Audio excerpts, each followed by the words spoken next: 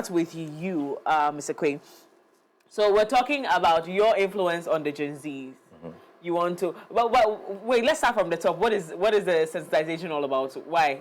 So it's a campaign just to let people know that despite the fact that HIV has been around for, say, 40 years now, Gen Zs, who are probably between maybe from 1997, 95-ish to date, still need to be aware of the risks of HIV and then contribute to efforts that have been made to help make it end as a pandemic at all. Is it?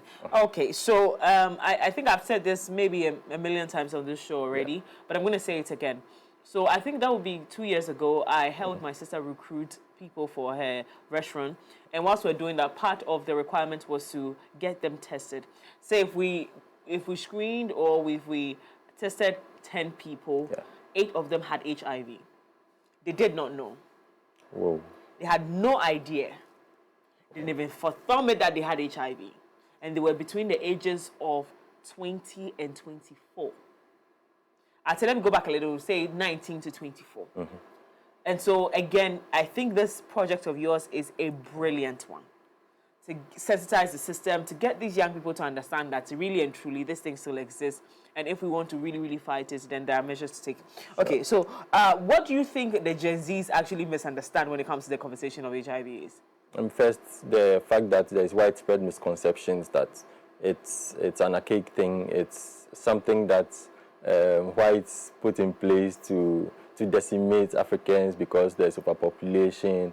Certain myths that it's your level of relationship with God that protects you from HIV, and that you can live the way people are actually living, hypocritically thinking they can do whatever they want and be participating at church activities and what have you, and not get HIV. The fact that you no longer see persons with HIV, persons living with HIV, with their ribs showing and their skeletal structure showing beneath their skins to tell you this person is HIV positive or not. And so people think, since they don't see that, then it doesn't exist. But then it's real. It's something that, once again, we are trying to let people know that we can end it as a pandemic, such that the transmissions would end at a certain point if we are able to follow through with what we are trying to do, testing and then treatment. So everybody, including Gen Zs, including millennials, including Gen Alphas, everyone else should know this and then get on board so that at least we protect ourselves, we protect our families and then our friends as well. Why did you decide to do this on a personal level? You could have chosen hepatitis, could have chosen any disease. Why AIDS? Well, I'll do the same for malaria. I'll do the same for hepatitis. I'm a people person. I love people. I love making friends. I love to see people healthy. I put a premium on having a society that is cool, fun around me. I mean, society is not fun if half the people you have to socialize with are sick or something like that. And yeah, I've been a development advocate for the last 30 or so years. Yeah, I'm a little that old, not too much that old. So yeah, it's something I actually personally love to do. Oh, I love that. I love that. Makes absolute sense. Now, from your experience, you've mentioned some of the things that, some of the myths out here, but which one is the most damaging? Like one that actually zooms people out of the conversation of HIV? The fact that they don't see people walking around looking like the picture we used to know of persons living with HIV with skeletal structures and what have you, and so it doesn't exist. It's a serious issue. It's a very, very serious myth that people have to move beyond. And then let me throw in this one, the fact that testing is very important, but then the Ghanaian ideology that don't let me even go and check for it and then go and find out that it is there. And then so every 3 months I go to do my general test. Then my brother once told me, whatever you are looking for in that HIV test, one day you find it. You find it. Whatever you are looking for in that HIV test, you will find. Because once you're sexually active, which by the way, I'm not telling you people I'm sexually active, you need to be sure that you are. You can neither confirm or deny. I can neither confirm or deny that I am sexually active. I'm just saying that once you're sexually active, you have to be, Exactly. nobody's come for me. Yeah. So let's talk about a healthier life we can live. Because now, guys, let's be very, very honest. The conversation of sex has become a casual conversation. It's like, once I start talking to a guy, oh, he slept with me and we didn't talk again. And it's normal. Yeah.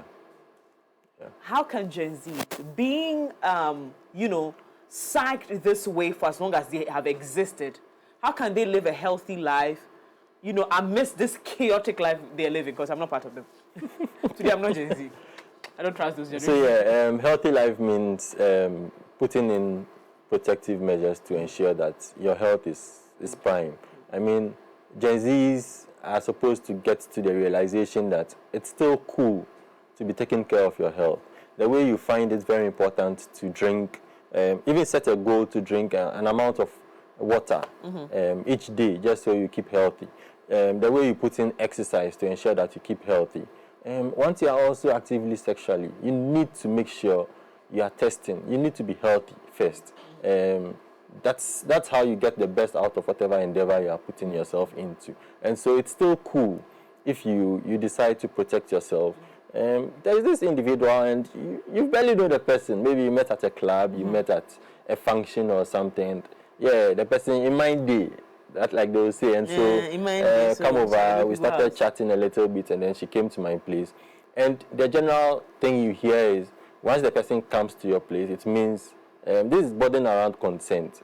Oh, he's in line with it, she's in line with it. And so why would they leave their homes? Let's go ahead. Exactly. Oh, we had movies, we had something to drink and what else? Netflix and chill. Put protecting yourself sexually in there too. I mean, that's why condoms are being produced. Just so somebody you haven't decided you are going to spend the rest of your life with, but then still decided to go ahead and have sexual activities with that person, you are protected. I mean, you didn't even test the person prior to having that engagement. And let's face it, when it comes to pre-exposure prophylaxis, post-exposure prophylaxis, I'm sure Dr. Bani, if we get him online, will talk a little bit about that. Are we able to get Dr. Bani now? Come again, please. He's there on Zoom? Okay, great. All right, sure. Great. So I'll let him expand on that. But when he comes on. Health personnel are especially at risk because they deal with patients and persons living with HIV directly. And so they need those protective things administered to them to help them. Yeah. General persons like myself and you do not have access to that easily. And so you're not protected. You don't know the person's status. So get the condom. I mean, go about your business, but then continue to live healthy. Don't also, because you are not sure of it, extend it to the next person. Yeah. And then that other person ends up with another person. And you can see the web. In October 2025, Ghana AIDS Commission reported 8,700 new HIV cases. These are persons that were tested, like you mentioned, because generally people wouldn't go to test, but people who are aged between 15 and 24 tested positive for HIV. I should quickly add that being tested positive for HIV is no more a death sentence. It's no longer. That's one very huge message we also share. That's also not a reason why you should go and of course, be messy. Exactly. But then that fear that if I find out it's positive, then my life is over. Yeah. It's no more true. The case. I mean, it's now just a pill that helps to sustain people, and they can live normal, healthy lives, even have children who are not HIV positive, even engage with partners and not transmit the infection. But then, first of all, you need to be protective. You need to test, just so if you need to be on treatment, you're on treatment. You don't extend it to the next person. Yeah. Now, let's talk about the stigma bit. It used to be a big thing to see someone lose so much weight. Yeah. And immediately people start talking about Adewenya Esana. Now, it's not the case anymore. However, the stigma still remains. Yeah. People still go up. I recently had a story about a young girl who was born with HIV, and she couldn't go to school because people were, making fun of her.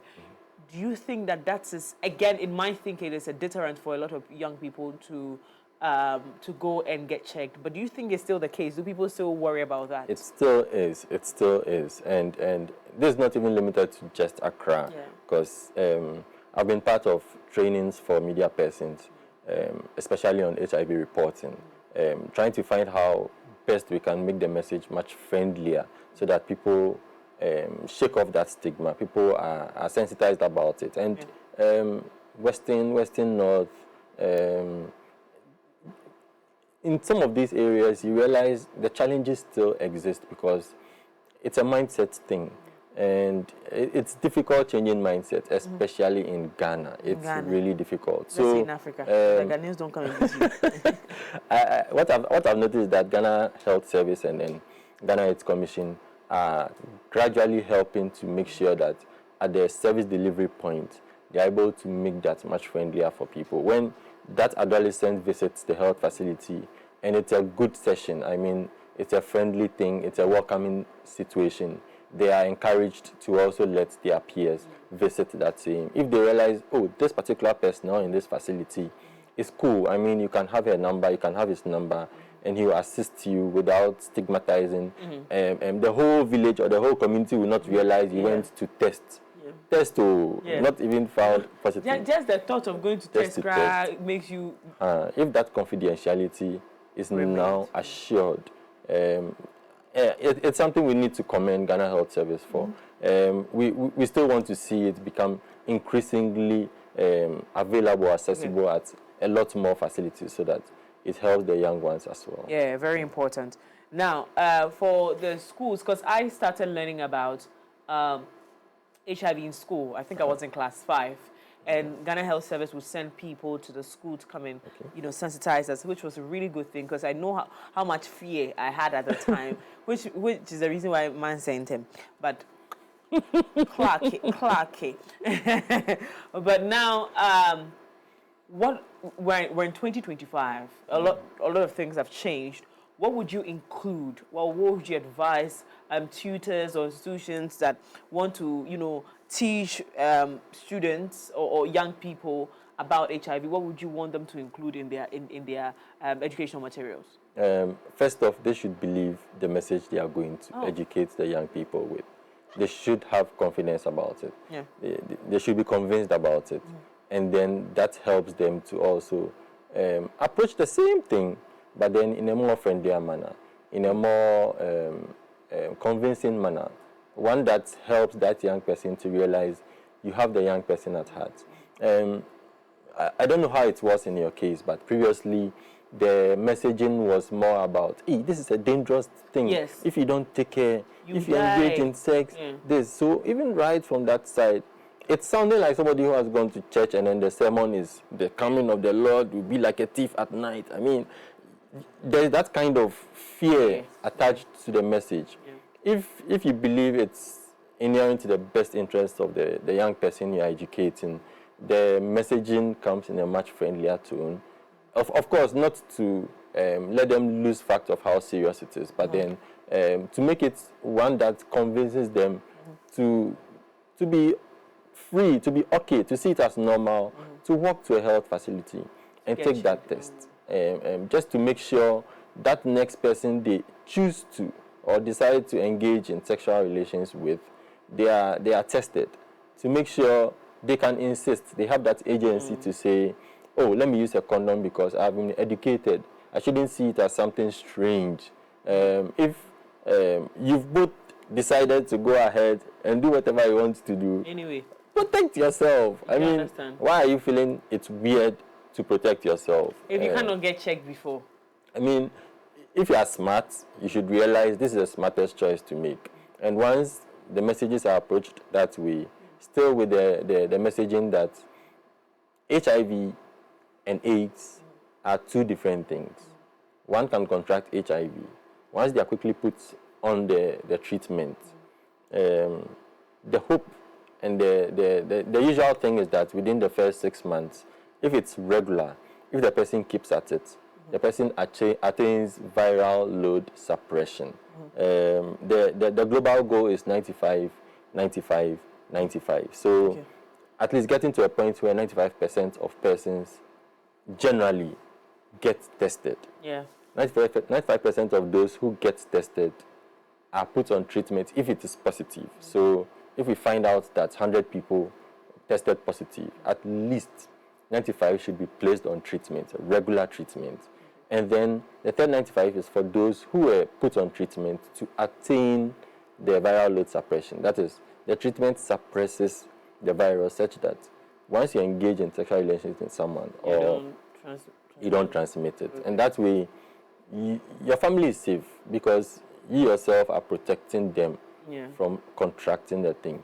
And it doesn't get to a stage where you get AIDS. It stays as HIV. But suppressed HIV. Okay. That is the message. And that will let you live a full life. Exactly. Exactly. Oh, God. Now, friends, peers, their role they play in reducing the stigma, supporting, people living with HIV. We all realize that it's become imperative for us to give such people support as opposed to stigmatize them and push them aside. Let's sensitize the viewers now. If you have someone living with you who is living with HIV, what are some of the things you should be doing to support them? Sure. So someone living with HIV, of course, like I've said, it's not a death sentence. And so the person needs your support. I mean, if you can assist the person with even getting the medication such that it's still confidential, it's not something you go about telling people. You encourage the person to live a protective life such that they themselves are able to take care of those around them and then the society at large. It's a hand-in-hand situation. The person who has tested positive, who is ready to face the world, of course, they are cancelled. So that helps them to, sorry, not cancelled like the video is cancelled. No. They are counseled. They have access to counseling. Counseling, yes. That gives them the outlook in life, which is positive. That you are not supposed to commit suicide because you've contracted HIV. You can still be a positive impact on society and make sure that you make the best of friends. You assist people. I mean, living your life the way you are supposed to live it because you are put on treatment, and those around you. I should mention that this is being put together by an organization called AFRIAN. It's a network of adolescent and youth organizations. They are seeing to the fact that population and development issues are placed high. So they assist government agencies like National Population Council and others to ensure that the population is well catered for. And adolescents and youth are a very key part of the population. I mean, we work to ensure that the rest, the dependents, younger ones, the older ones, are catered for. And it's being supported by UNFP, the United Nations Populations Fund, of which Dr. Baini is a fellow of their youth network. So, these are all support systems that are placed around just to make sure that persons living with HIV community generally, exactly. And the individual organizations are not nameless. I mean, Curious Minds is part. Act for Change is part. Act for Change. Women Development Network is part. Youth Community is part. All of these organizations will be participating in the coming ICASA conference in Accra here. When is that? From tomorrow. That's 4th, right?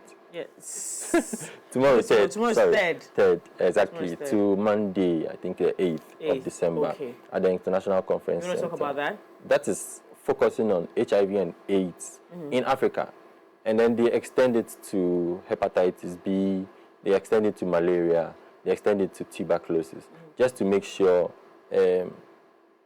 all of these are not going to be challenges we still continue to talk about because these are continuing to be challenges that plague us in Ghana. I mean, mosquitoes are still giving us malaria and HIV. So the conference is a big one.